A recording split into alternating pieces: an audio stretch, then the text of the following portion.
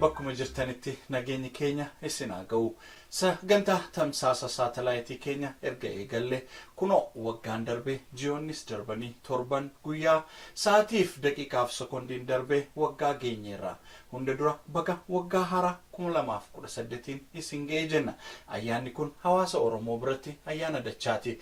Innis ayyaana guyyaa waggaa haaraa itti kabajaniif guyyaa waraana bilisummaa Oromooti. Ammas irra deebine maqaa qopheessitoota qophii sagantaa ONN fi geggeessitoota ONNtiin baga waggaa haaraatiin isin ga'ee jenna.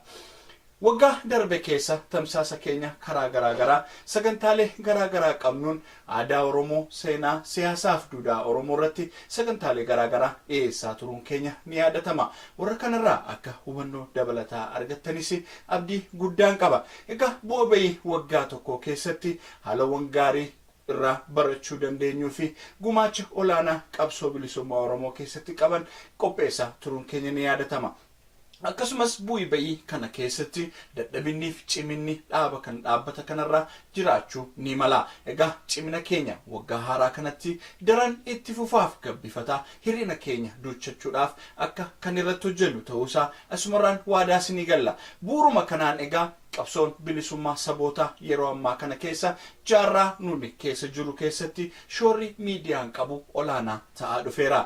Kanaafuu qabsoon bilisummaa saba Oromoo keessattis shoorri miidiyaan taphatu isa olaanaadha. Sababa kanaan nunis sagantaa haaraa tokko gulaala miidiyaa jedhu qabannee isiniif dhiyaanneera. Waggaa haaraa kanatti gulaala miidiyaa kan jedhu sagantaa kana qopheessuun kan barbaachiseef akkuma galmarratti isinii kaase yeroo ammaa kana keessatti qabsoon bilisummaa saboota garaagaraa addunyaa irratti miidiyaarra shoora isaan qaban olaanaadha.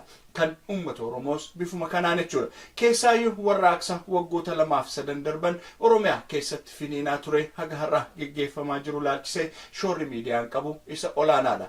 Isa kanarratti miidiyaaleen karaa garaagaraa odeeffannoo ho'aaf qabatamaa taatota qabsoo bilisummaa sabaaf ga'uudhaaf shoorri miidiyaa ammas olaanaadha. Isa kana giddu galeeffachuudhaan sagantaa gulaala miidiyaa kana qopheessuun kan barbaachisee fi sagantaan gulaala miidiyaa keenyaa jabaa isiniin jenna. Waggaa haaraatti nu duukaa buutanii nu hordofuun dagatiinaa ammas affeerraa keenyadha. Yeroo hundumaa miidiyaan qabsoo bilisummaa saba tokkoof murteessaadha. Sagantaa keenya gulaala miidiyaa hordofuu hin dagatiinaa. Kun sagantaa gulaala miidiyaa karaa tamsaasa kallattii televezyiinii ONNtiin isiniif darbudha.